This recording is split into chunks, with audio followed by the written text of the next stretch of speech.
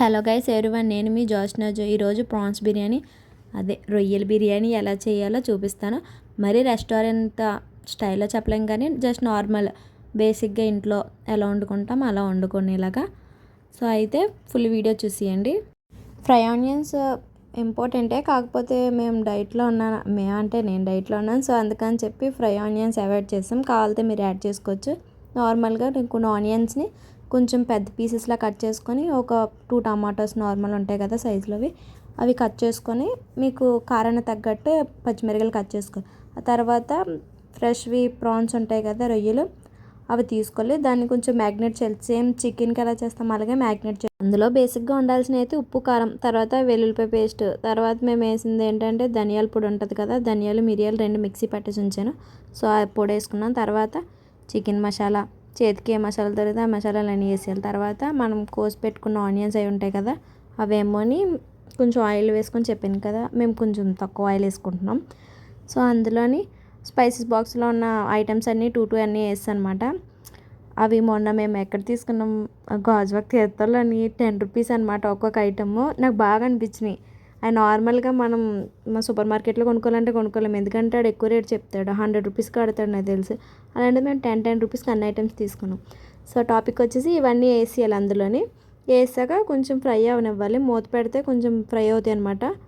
Spices అన్నీ అయిపోయిన తర్వాత ఆనియన్స్ కొంచెం మగ్గడానికి కొంచెం టైం పడుతుంది, ఒక 5 మినిట్స్. తర్వాత మూత పెట్టేసి అవి కొంచెం ఫ్రై అయ్యే లోపల బియ్యం తీసి ఉంచుకోవాలి. మాకు ఒక గ్లాస్ బియ్యం అయితే సరిపోతుంది, మా ఆయనకి నాకే కదా. సో అవి వేగిపోయిన తర్వాత అందులో కొంచెం వెల్లుల్లిపాయ పేస్ట్ వేసుకోవాలి, ఎందుకంటే ఇది బిర్యానీకి సంబంధించింది కదా. సో కొంచెం వెల్లుల్లిపాయ పేస్ట్ ఎక్కువే పడుతుంది.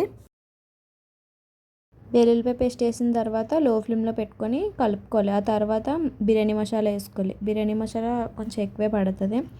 అది వేసుకొని ఒక 2 స్పూన్స్ దాకా వేసుకోవాలి. వేసుకున్న తర్వాత లో ఫ్లేమ్లో పెట్టుకొని కలుపుకోవాలి. నాకు అప్పుడే అడుగట్టేసింది కూడా. సో కలుపుకున్న తర్వాత అవి కొంచెం కలర్ చేంజ్ అవి టమాటీ మగ్గిపోయినట్టు ఉన్న తర్వాత మనం మ్యాగ్నేట్ చేసిన రొయ్యలు ఉంటాయి కదా, అట్లా వేసుకొని ఇప్పుడు కూడా లో ఫ్లేమ్లో పెట్టుకోవాలి, ఎందుకంటే కారాలు అవి వేసి కలిపాం కదా రొయ్యలు. సో అందుకని చెప్పి తర్వాత కొంచెం సాల్ట్, కొంచెం కారం వేసుకున్న తర్వాత ఫస్ట్ ఒక గ్లాస్తో తీసుకున్నాం కదా బియ్యం, ఆ గ్లాస్కి 2 గ్లాస్ వాటర్ తీసుకోవాలి. 2 గ్లాస్ వాటర్ 2 గ్లాస్ తీసుకోవాలి. కొంచెం ఎక్స్ట్రా తీసుకున్న రైస్ ముద్ద అయిపోద్ది అనమాట. అయితే తర్వాత కొంచెం కొత్తిమీర వేసుకొని అది మూత పెడితే వాటర్ బాగా బాయిల్ అయిన తర్వాత కడిగేసి పెట్టుకున్న బియ్యం ఏమో అందులో వేసుకోవాలి. వాటర్ బాగా ఊర్చుకొని వేసుకోవాలి, లేకపోతే ఏంటంటే కొంచెం వాటర్ ఎక్కువైనా మరి తెలిసిందే కదా బిర్యానీ జావ అయిపోద్ది. సో ఆ తర్వాత అది పెట్టేసుకున్న తర్వాత ఇప్పుడు మీడియం ఫ్లేమ్లో పెట్టుకోవాలి. బాగా కలిపేసుకొని సాల్ట్ అది సరిపోయిందా లేదా చూసుకొని మూత పెట్టి దాని మీద నేను వాటర్ పెట్టుకుంటున్నాను బరువు కోసం, ఆవిరిపోకుండా. అది పెట్టుకున్న తర్వాత లేకపోతే అదేంటి బరువుగా ఉంటుంది కదా నూరుకునేది సనుకోల్ లాంటిది, అది కూడా పెట్టుకోవచ్చు. పెట్టుకొని మీడియం ఫ్లేమ్లో పెట్టుకున్న ఒక 25 మినిట్స్కి ఉడుకుపోద్ది. కిందకి బాగా కలుపుకుంటే రొయ్యలు అది అడగట్టుకుంటానా కలుపుకొని సర్వ్ చేసుకోవడమే. అయితే సేమ్ చికెన్ బిర్యానీ టైప్లోనే, కాకపోతే ఏంటంటే రొయ్యలో కొంచెం వాటర్ ఎక్కువ ఉంటుంది. సో తర్వాత అది ప్లేట్లో వేసుకొని సర్వ్ చేసుకొని తినేయడం అనమాట. నా వీడియో నచ్చుంటే లైక్ చేయండి, షేర్ చేయండి, సబ్స్క్రైబ్ చేయండి.